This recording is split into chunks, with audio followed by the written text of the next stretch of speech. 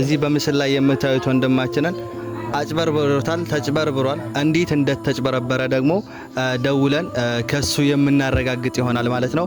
ቆይታችሁን ከኛ ጋር አድርጉ። መሐመድ አብዱ ይባላለሁ፣ ተማሪ ነኝ። ማን ነው ያጭበረበረ? ለኔም ለፋሚሊዎቼ ምስኪን ይጋራል። ካዎቹ መጀመሪያ ያየኋቸው ቲክቶክ ላይ ነበር። ቲክቶክ ስክሮል ያደረኩ እንዳለቀ ማለት ፈልጌ ነበረ። ኦኬ። ባዮ ላይ ደግሞ ምን ቁጥር ነበረ እንልካለን የሚል ማለት ነው። ኦኬ። ስልክ ቁጥሩን አንስቼ ደወልኩኝ። ያው ማንም እንደሚደወልኩ ታሳለኝ ስራ በስተብኛል እና ስለሚልከው። ኦኬ።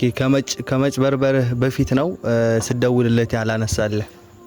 አዎ በትክክል መጀመሪያ በቃ እንደደወልኩለት እንዳለ ዳይሬክት እንደደወልኩ መጀመሪያ እንደደወልኩኝ እዛ ነው እንትን ያለኝ ተቆመኝ እንጂ እሺ ቢም ወደ ሊንኩ ቴሌግራም ላይ ሃይ ብለኝ ጻለ። ሃይ ብሮ አልኩት። ሃይ ወንድሜ ብዬ አኩለት ባጭሩ። ማስረጃ አለህ? ከቃል ማስረጃ ውጭ ሌላ የሚታዩ ማስረጃዎች ይኖራል ብዬ ተስፋ አደርጋለሁ።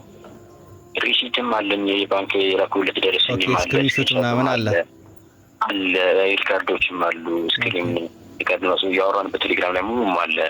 ኦኬ። ሰላም ቢሆን አውሮቶኝ እዛ ውስጥ ቴሌግራም ሊንክ ልኮልኝ ነበረ። ኦኬ። እዛ ውስጥ ገብቼ ልብሶችን መርጬ መረኩትን ሁሉንም ላኩለት። በጣም ነው የከፋኝም ጭምር። እኔ ተማሪ ሁኜ ከመማርባት ላይ ቆርጬም እንትን ያልኳት ያስቀምጥኳትን ታንፈቱን የሚያውቁትን እና አስከፋኝ በጣም ግቤት ሰብረው። በጣም ጥሩ። እሺ ለሌላ ጥያቄ ስንፈልግህ እንደውልልሃለን። አሁን የተፈጠረውን ነገር በስሱ ነግረህናል ማለት ነው። ወንድማችን ቪዲዮን እየተመለከተው ሊሆን ይችላል። እዚህ ጋር የዛቻና የስም ማጥፋት ቪዲዮ አይደለም እየሰራን ያለ ነው። እያየኸው ከሆነ ልከህለት እንድታስረክበው እንፈልጋለን።